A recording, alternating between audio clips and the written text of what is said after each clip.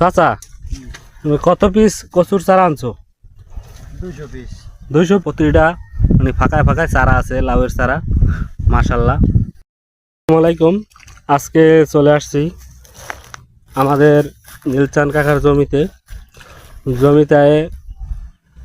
আসছি। আমি যাওয়া দিছিলাম একটা কাজে, আমাকে ডাক দিল যে কাকা কিছু কচুর চারা লাগা মাসের। তা আমি আইসা দেখি যে কি সুন্দর পরিবেশ, মানে যা বলে বোঝানো যাবে না। এই যে খালি জায়গা ছিল এখানে জমির ধানের সাইডে, এই খালি জায়গায় করছে কি 2 সিরিয়াল করে কচু চারা এই যে লাগাই দিতেছে পানির ভিতরে, অনেক সুন্দর। এই দেখেন, আর সে অনেক পরিশ্রম করে, তার কোনো জায়গা খালি নাই।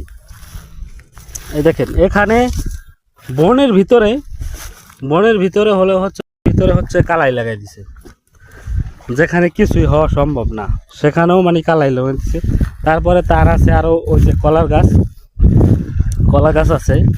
গত ভিডিওতে দেখাইছিলাম যে মানচিংয়ের চারা রোপণ করতে হয় কিভাবে। এই দেখেন সেই চারা মানে গজাই গেছে, এই যে গজাই গেছে চারা, প্রতিটা মানে ফাঁকায় ফাঁকায় চারা আছে, লাউয়ের চারা। মাশাল্লাহ। এই যে ধান অলরেডি পেকে যাওয়া শুরু করছে।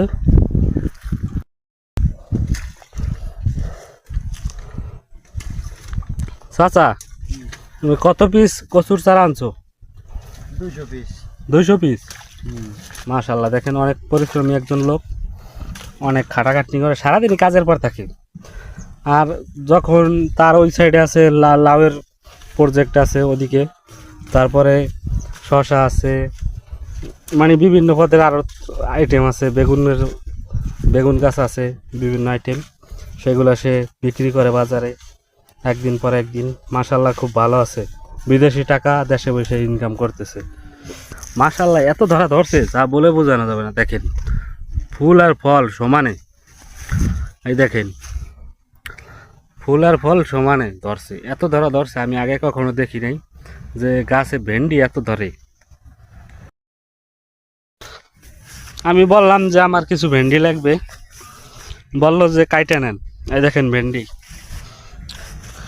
ভেন্ডি তরকারিটা কিন্তু অনেক সুন্দর, ভাজি খাওয়া যায়, তরকারি এনে খাওয়া যায়।